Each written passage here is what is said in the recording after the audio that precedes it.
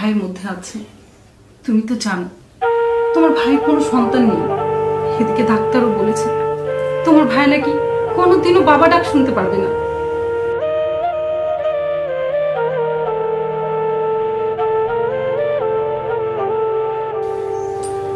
তবে রাসেল, তুমি যদি চাও তোমার ভাই কিন্তু বাবা ডাক শুনতে পারবে। এটা এটা কি বলছেন ভাবি? এটা কখনো সম্ভব না। হ্যাঁ, আমি ঠিকই বলছি। দেখো রাসেল, এটা আমরা বা আমাদের পরিবার ছাড়া আর কেউ জানবে না। প্লিজ প্লিজ প্লিজ তুমি একটু ভেবে দেখো। তোমার ভাই সারাদিন দুশ্চিন্তা করে, আমার সাথে ভালোভাবে কথা বলে না, খাই না।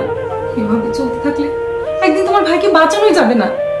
কিন্তু ভাবি, আপনি আমার ভাবি, এটা কোনোভাবে সম্ভব না।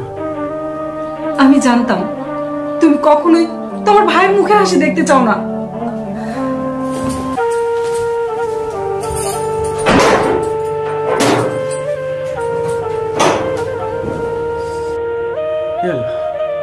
ভাবি, এটা কি করে গেল? তুমি আমাকে কোন পরীক্ষার মধ্যে ফেললে? আমি এখন কি করবো কিছু তো ভেবে পাচ্ছি না।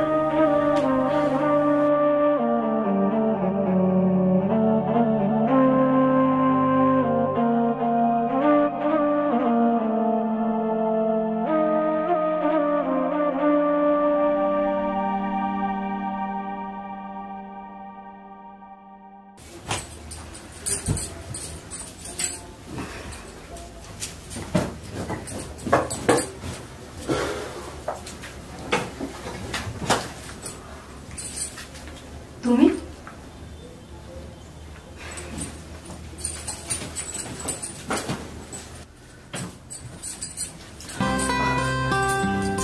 কি করছো? তুমি তো ওটাই চাচ্ছিলে, তাই না?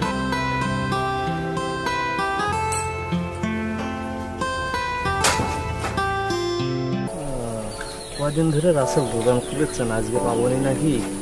বাজারগুলা প্রথমে একটু ইয়ে আছে, সেটা কয়েকটা টাকাও পেলো নি, দোকান খুলেছে না। দেখি যাই।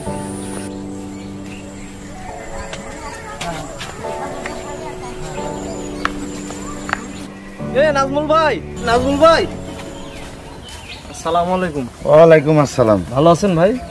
আল্লাহ ভালোই রাখিছে, কিন্তু আমি তো চিনতে পারলো না। ওই যে রাসেল, রাসেলের বড় ভাই না আপনি? হ্যাঁ হ্যাঁ হ্যাঁ। ওর দোকানেতে বাজার টাজার করি, কদিন ধরে দেখেছি দোকান মানে খুলে খুলে না, মাঝে মাঝে দেখি বন্ধ। তো কিছু বাজার লাগলো নি, আর রাসেল কিছু টাকাও পাইতো ভাই। তো দোকান তো বন্ধ, টাকা দিতে পারছি না। মানে ওই